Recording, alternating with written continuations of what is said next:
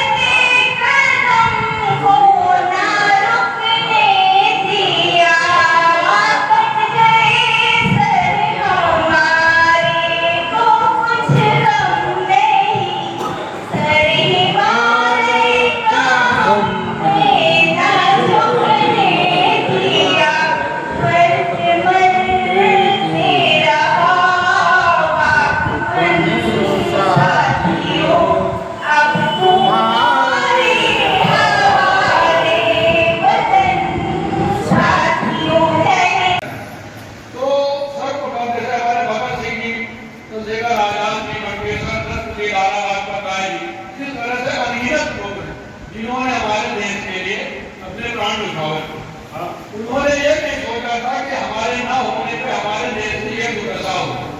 आज हमारे जो सत्ता में बैठे हुए लोग हैं, जिनको सत्ता की मलाई खानी है, उन्होंने इस देश को इस तरह से विभक्त किया है, जात जात में, धर्म में, हर व्यक्ति में एक दूसरे के अंदर नफरत की भावना पैदा करती है, जिसकी स्थिति यह है कि पूरा देश धरातल में जा रहा है। आप देखिएगा, आप भी खाली गुलाम नहीं करते थे, एक वक्त था जब पूरा दुनिया गुलाम थी।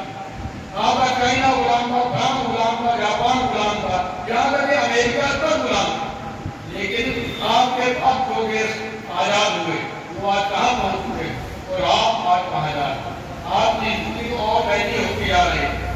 आज विकास के नाम पर, हिंदुत्व के नाम पर सारे लोगों को लगाया जा रहा है, ये काम कुछ नहीं किया जा रहा है। एक मौत मुद्दा जो है महत्वपूर्ण चल रहा है रिजर्वेशन को लेकर। रिजर्वेशन कोई गलत चीज नहीं है, ये उसी तरह से जैसे हम 4 भाई हैं, ये 3 लोगों की गवर्नमेंट जॉब लग गई, अच्छा व्यवसाय कर रहे हैं कि एक हमारा भाई जो उतना प्रोग्रेस नहीं कर पा रहा, तो ये हमारी नैतिक जिम्मेदारी बनती है कि हम इसको भी साथ लेके चलें। साथ लेने का मतलब है उसको सहयोग देकर हम अपने साथ आगे बढ़ाएं, जिससे पूरा परिवार आगे बढ़े। पूरा परिवार का मतलब हो गया पूरा समाज, पूरा देश। लेकिन इन सत्ता के भेड़ियों ने क्या किया है, उस रिजर्वेशन को अपने वोट बैंक की राजनीति बना दिया। उनको इससे मतलब नहीं है कि कौन आगे जा रहा कौन पीछे जा रहा, उनको इससे मतलब है कि हमको वोट कैसे मिले। तो हमारा मेन कहना यह है कि जो भूखा है उसको रोटी मिलनी चाहिए, जो प्यासा है उसको पानी मिलना चाहिए, ना कि जो पहले से ही खाया हुआ है आप उसके लिए बार बार कर रहे हैं। आप SC ST में ले लीजिए, जिनके लिए कहा जाता है रिजर्वेशन, और लोगों को बताया जा रहा है कि SC ST को लेकर सवर्ण समाज में आरक्षण को लेकर मतभेद रहता है। सवर्ण समाज ने कभी मतभेद नहीं किया। आप देख लीजिएगा, किसी को अगर कहीं कोई अत्याचार हुआ है तो वो सवर्ण समाज ही उसका विरोध करता है। आप ताजा उदाहरण देता हूँ आपको, जब बहन जी पर गौत कांड हुआ था तो ब्रह्म का गुरेजी आके आए थे सवर्ण समाज के, और उनसे बहुत पीछे रहा है कि बाबा साहेब का गुनाह देकर, बाबा साहेब को अगर आप पढ़ेंगे तो देखेंगे कि बाबा साहब बहुत सुप्रसिद्ध व्यक्ति, उनकी ये सोच नहीं थी कि आगे चलकर देश को इस तरह से लूटा जाएगा। उन्होंने 10 साल के लिए आरक्षण की व्यवस्था की थी, लेकिन आज की सत्ताधारियों ने क्या किया, उसको अपना वोट बैंक बना लिया, क्योंकि कोई विकास करना नहीं है। बाबा साहेब को वेतन न देने वाले वो भी ब्राह्मण थे, तो अगर ब्राह्मणों को या सवर्णों को अगर इनसे इतनी गलती होती तो बाबा साहेब उस गाँव में विदेश में पढ़ने नहीं जा पाते। जो हम लोगों को बनाया जा रहा है, तो बनाया जा रहा है कि सवर्णों के प्रति नफरत नहीं है, करने की जब तक हम अपनी बात नहीं बोल रहे हैं। सबसे बड़ी भगवान की कमी है कि हमारे ऊपर जो भी अत्याचार हुए हम लोगों ने उसको हल करना है। जैसे समाज में कहा जाता है कनाडा सवर्णों ने जल लूट किया, हम लोग गुजरात कर देते हैं, यही गलत है। आपको वही खंडन करना है, आप भले अकेले खड़े, लेकिन अपनी बात रखिए। आपने हर बात को अपने ऊपर लागू होने दिया, वही चीजें धीरे धीरे सब होती चली गई। कोई भी गलत चीज है तो उसको आप खंडन करिए। बाबा साहेब को लेकर उनके शिक्षा को लेकर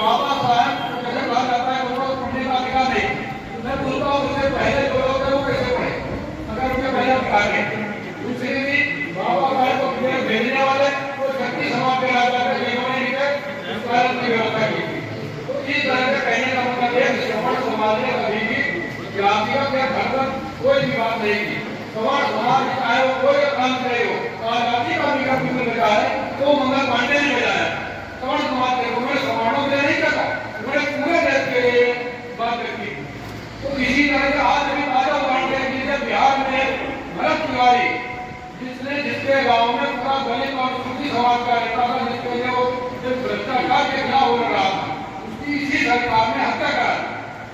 वो भी सवर्ण समाज का। तो जो लोग सवर्ण समाज को टारगेट करते हैं, मैं उनसे कहना चाहता हूँ कि अगर आप मुंह से देखेंगे तो सवर्ण समाज ही तुम्हारे लिए लड़ रहा है। तो पूरे देश को उसने अपनी बात नहीं रखी, तो शायद आप भी सवर्ण समाज अगर एकजुट हो जाए अपनी सोचने लगे तो उसको आदमी को पाने वाला नहीं। तो उसके अंदर जो क्षमता है, आप रिजर्वेशन दे सकते हैं, नौकरी दे सकते हैं, लेकिन आप किसी की योग्यता नहीं दे सकते। आज भी जगह कोई भी नहीं करता है, आप पहले आपको समझ मिले तो उसका लगता है आपको संघर्ष करना। तो इतिहास को ही करता है, रिजर्वेशन नहीं मिलता उनका क्या संघर्ष क्या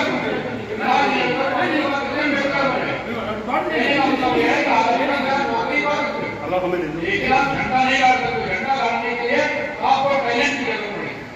तो मेरा सिर्फ इतना ही कहना है कि जो ये आरक्षण की व्यवस्था है ये रहनी चाहिए, लेकिन उसी होनी चाहिए जो इसका बिल्कुल आज 10% लोग मलाई खा रहे हैं। जिसकी एसटी में मेरे इलाज में गाँव में देखता हूँ कि स्कूल नहीं आ पा रहे, तो गवर्नमेंट ने क्या किया 10 किलो गेहूँ देकर उसको और पालतू जानवर की तरह से उसके बाद डाल दी कि आप भाई 10 किलो गेहूँ जो 5 किलो अपना होगा। आप रोजगार नहीं कर रहे हो, आप विकास की बात नहीं करते हो, आप रोड नहीं बनाते हो, 6 महीने नहीं करती है कोई भी सड़क का उद्घाटन होता है, रोड खत्म हो जाती है। ये भ्रष्टाचार का काम आ जाएगा।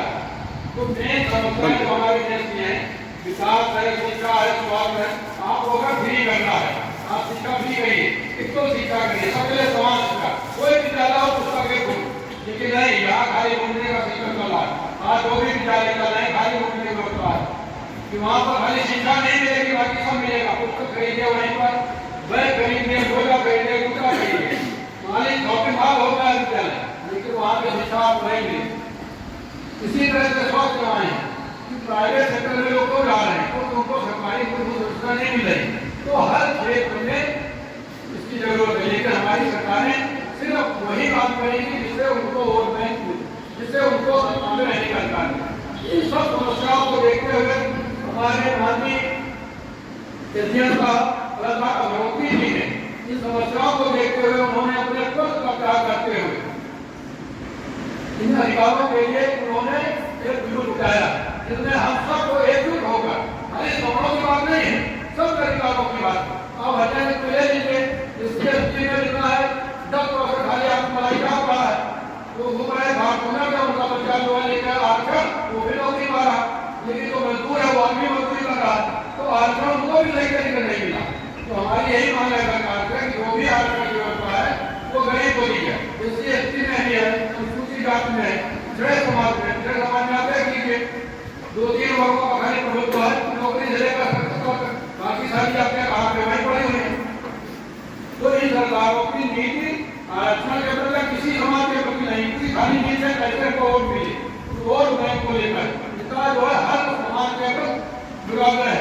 तो आप हमको जब भी बाहर निकले समाज में आपसे समाज निकालना करेगा तो लोगों के मन में पहले ही इतना जो है वो बोला जाता है सवालों में। आप मूलभूत समस्या उसकी बात मूलभूत समस्या आप मुझे समाज में भी जाइए, उनको भी बताइए।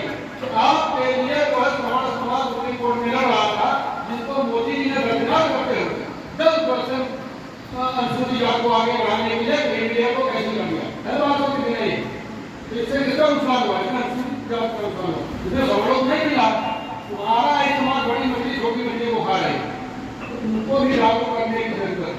आप जीते या न जीते उनको हारना चाहिए, ये लक्ष्य होना चाहिए। आप समझ रहे, आप अगर नहीं जीतते हैं कोई बात नहीं। आज हमारी शुरुआत हुई, आज हमारी इनकी कभी जो है शुरू से शुरू हुई, कोई भी पार्टी आगे नहीं शुरुआत उसकी शुरू से ही होगी। स्कूल में भाषण लंबा होता है नहीं करते सरकारी में इसका हमको खेल नहीं, क्योंकि हम प्रकाश को एक मंच में खड़े हैं, इसकी हमको कितनी है कि प्रकाश को फिर वो भी समझ, जिसको मीडिया कहा जाता है, इसको बोलने के लिए एक मीडिया को उसको खुल जाता है, समाज के लिए लोग समाज में कहते हैं। तो सबसे पहले तो ये है कि खाली इसको और राजनीति हम लोगों को एक जो है आपको तो संकल्प लेना चाहिए कि अगर 50 लोग हैं, किसी बहन बेटी की कोई समस्या है, जैसे एक दिन यहाँ मीटिंग में बात हो गई थी कि यहाँ जो भी बात होगी पार्टी लाइन को लेकर होगी। हम हमारी चादर से खिलाफ इसलिए आप बैंक में घर परिवार पड़ गए आप पार्टी के लिए तब वो अगर मान लिया कि व्यक्तिगत जीवन में व्यक्तिगत का मतलब ये है कोई पड़ोसी को परेशान कर रहा आप लोगों से मतलब नहीं है, याद रखिएगा आप पार्टी को नहीं कर सकते हैं, पार्टी कर सकते हैं, लेकिन आप उनसे संगठन मतलब कार्यकर्ता की ताकत नहीं है, तब कार्यकर्ता तुम्हारी ताकत नहीं है। बैंक का कोई प्लाट पड़ा है, कोई हमसे मतलब नहीं है, ऐसा नहीं है। हम 50 लोग खड़े हो जाएंगे ना, उसके औकात है प्राप्त हमसे करेंगे। ये समस्या नहीं है किसी के साथ कोई नहीं गलत होता, हम लोगों के अंदर ये संकल्प होना चाहिए। अरे बनाने होना चाहिए कि पार्टी लाइन पे चले, पार्टी तभी मजबूत होगी जब कार्यकर्ता तो कार्यकर्ता तभी मजबूत होगा जब उसको बात होगा कि हमारे साथ हमारी पार्टी खड़ी है। भैया खाली 15 का 26 जनवरी में आने से पार्टी नहीं खड़ी होगी, हमने चाहे पार्टी में आने खड़ी होगी, पार्टी खड़ी होगी जब कार्यकर्ता का मनोबल हाई होगा। तो ये संकल्प लें कि अगर जो भी लोग आप हैं 10 दिन 50 अगर उन 50 में किसी का समस्या तो हम 50 लोग वहाँ खड़े